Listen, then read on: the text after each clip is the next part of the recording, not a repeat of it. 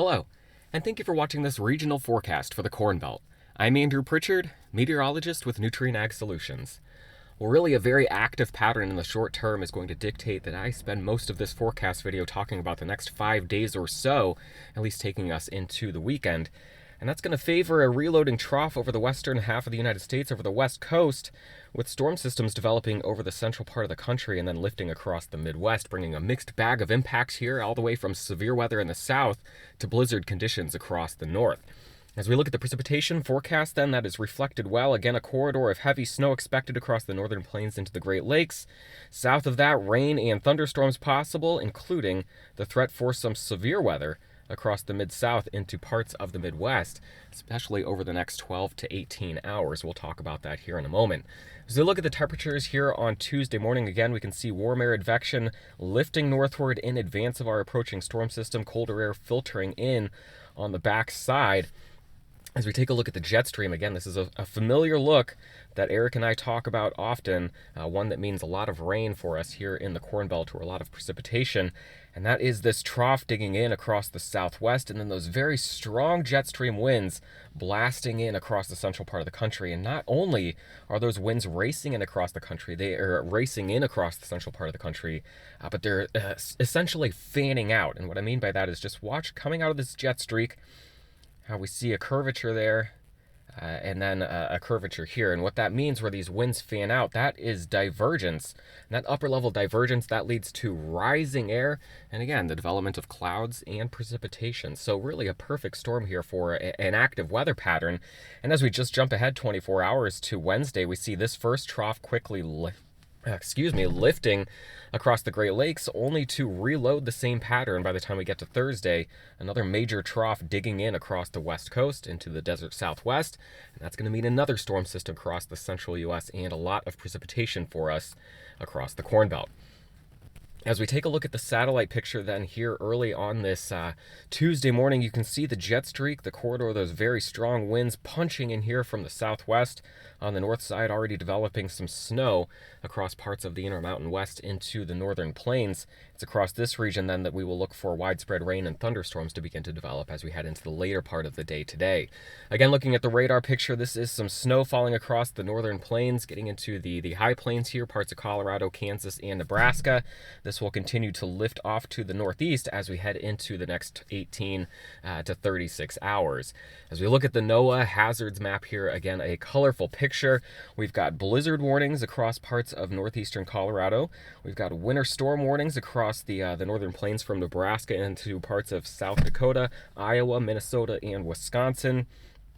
This tan shading, we've got wind advisories extending from the central plains back into the southern plains and then into the Great Lakes. And where we have that darker brown shading, this is a high wind watch across parts of Iowa, Illinois, Indiana, Michigan, and Ohio, where winds, non-thunderstorm wind gusts, could gust 50 to 60 miles per hour at times Tuesday night into the day on Wednesday.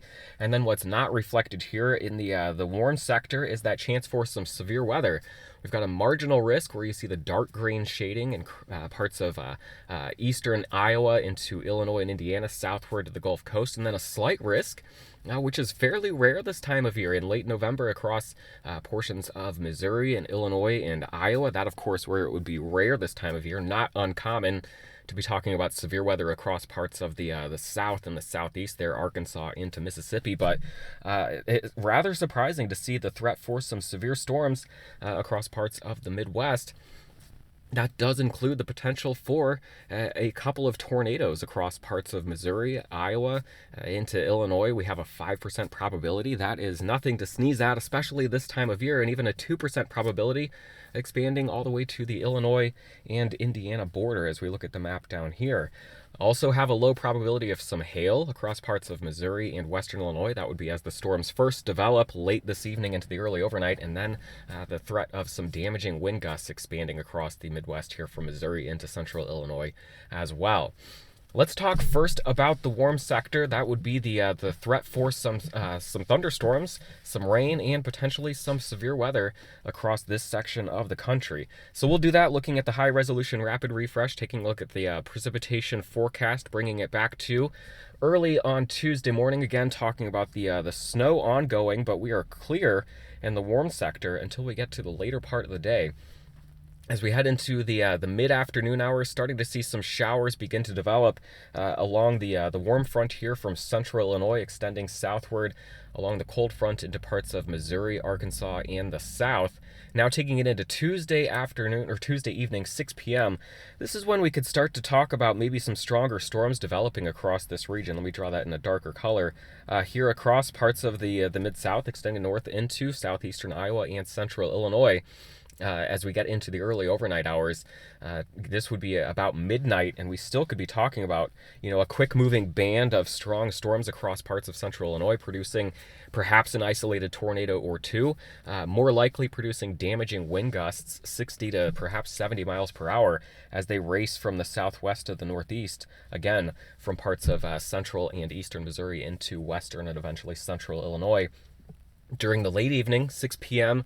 to the overnight, midnight, maybe 3 a.m. is when we can expect that northern severe weather risk. Again, damaging winds, perhaps a couple of tornadoes in that region there. Separate area of severe storms is possible along the cold front. Again, late tonight, midnight into the early morning hours off to the south. That includes parts of Kentucky and Tennessee, as well as this next area of thunderstorms begins to kind of race off to the east heading into the overnight. Rain does come to an end across the Corn Belt here as we head into the early morning hours on Wednesday. So this is a late evening, quick moving into the overnight event here across the central and eastern Corn Belt with this quick moving area of rain and thunderstorms. Again, timing it out for you once again, bringing it back to Tuesday morning, quiet across the central and eastern Corn Belt. That snow ongoing across the high plains. Rain showers become more numerous as we head into the afternoon hours across parts of Iowa, Illinois, south into Missouri, and then on south from there.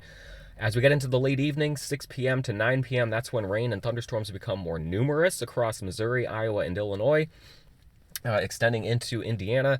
And then that threat for some severe storms going to be highest from 6 p.m. To about midnight as well in that corridor from central and eastern Missouri, southeastern Iowa, into central Illinois. Now we can flip it over. I'll just show you one more time. I forgot that I had this map here showing the instability parameter. This, again, the fuel that drives those thunderstorms, a way of kind of quantifying the warm and humid air mass here. And again, strong warm air advection. You see the instability lifting northward as we head into the afternoon and evening hours. And again, rather uncommon to see that instability lifting as far as southeastern Iowa and northwestern Illinois this time of year, especially overnight, but a very powerful storm system largely being driven by the very strong warm air advection pulling that unstable environment this far northward this time of year. So again, Mother Nature doesn't own a calendar. If the ingredients are there, we have to talk about it. And again, we are talking about that risk for some severe storms in Missouri, Iowa, and Illinois here on November 26th. Now we can turn our attention off to the north. We'll be talking about the corridor of accumulating snow and blizzard conditions in some areas. At the very least, winter storm warnings widespread from Nebraska into Minnesota and Wisconsin. Timing this out as well, we'll just go ahead and jump to mid-afternoon on Tuesday, watching that snow expand across essentially the entire state of Nebraska, transitioning over to a wintry mix in southeastern Nebraska. The snow begins to lift off to the north and to the east overnight, overspreading Minnesota and northern Wisconsin as we head into the late overnight hours around midnight. So what we're looking at here, again, we've got potentially strong storms ongoing in the central and eastern Corn Belt, mid-Mississippi Valley, and now we've got this very heavy snow falling, tapering off in eastern Nebraska as we head into the midnight hour, snowing heavily across northern and western Iowa as we head into the overnight hours, and then continuing across Minnesota and Wisconsin into the early morning hours on Wednesday. This would be the look 9 a.m. on Wednesday. Rain coming to an end across the eastern Corn Belt here in eastern Ohio. Perhaps some rain coming to an end as the sun rises on Wednesday. Snow still falling across eastern Minnesota into northern Wisconsin, across the entire UP of Michigan. Winds blustery at this point as well. So perhaps whiteout conditions at times Wednesday morning into the day on Wednesday across Minnesota and Wisconsin with those very strong winds. And then as we get into Wednesday night, taking it into, this would be midnight let's go back here, midnight on Thursday morning, Wednesday night. This first storm system finally getting out of here, maybe a couple of snowflakes falling in eastern Ohio, but essentially the precipitation coming to an end for us here by the time we get to Wednesday night. That's when then we have to watch for the second storm system to come swinging in with a mixed bag of precipitation possible across Nebraska and Kansas as early as Thanksgiving morning.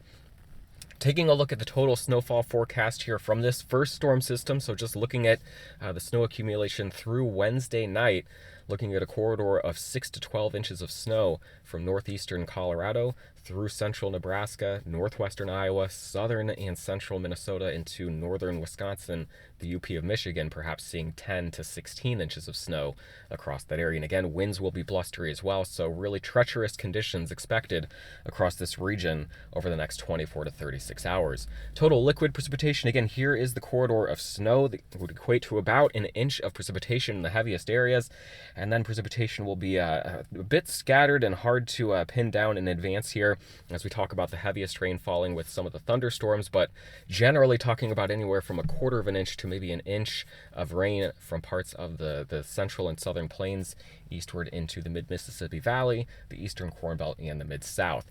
We'll also have to talk about the very strong winds. I'll go ahead and just play this loop. Watch this incredibly windy storm system sweep from the central plains into the Great Lakes as we head through the next 24 to 48 hours.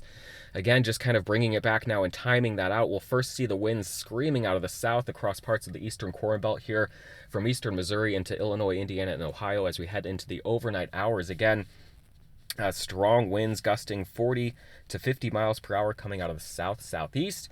And then as we head into the day on Wednesday, after the front moves through, we will see those winds shifting out of the west, again screaming across parts of Iowa, Illinois, and Indiana, perhaps gusting 50 to 60 miles per hour or higher in select areas as we head through the morning and midday hours on Wednesday. Again, that is why that high wind watch is in effect, likely going to be upgraded to a high wind warning as we get a bit closer here, as it continues to look like an extremely windy Tuesday night into Wednesday across the central and eastern Corn Belt. And again, just taking a look at the jet stream, once we get this first trough out of here, we reload, do the exact same thing over essentially the same area. So just quickly talking about the weekend system here, taking it from Tuesday into Wednesday, watching this first storm system swing through the area. We get a mostly quiet Thursday, although parts of the central and southern plains will deal with some precipitation on Thanksgiving Day. As we head into Friday and Saturday, though, really watching this next storm system bomb out across parts of the northern plains and the Great Lakes.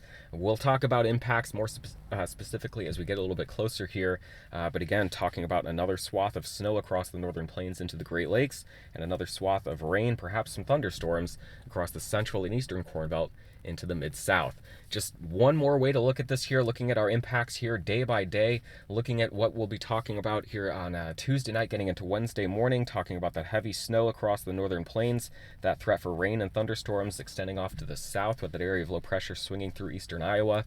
By the time we get to Thursday morning, Thanksgiving Day, light snow possible, a wintry mix across Nebraska into Kansas. And then by the time we get to Saturday, watching this next storm system swing through the central plains, bringing that chance of rain to the central and eastern Corn Belt into the mid-south, and another round of heavy accumulating snow and potentially blizzard impacts across the northern plains into the upper Great Lakes. Finishing then, just talking about your high temperatures for the next 5 days. Tuesday highs, again, colder off to the north, 20s and 30s from the Dakotas into the central plains. In the warm sector, warming into the 50s and 60s from Kansas into Ohio. As we talk about Wednesday, watching that colder air encroaching on the east. Temperatures likely falling during the day across the eastern Corn Belt here from the 40s and 50s into the 30s by the end of the day. High temperatures rather chilly for Thanksgiving Day in the 20s across the northern plains and the upper Midwest to near 40 degrees from Kansas into Ohio, mid to upper 40s in the mid-south.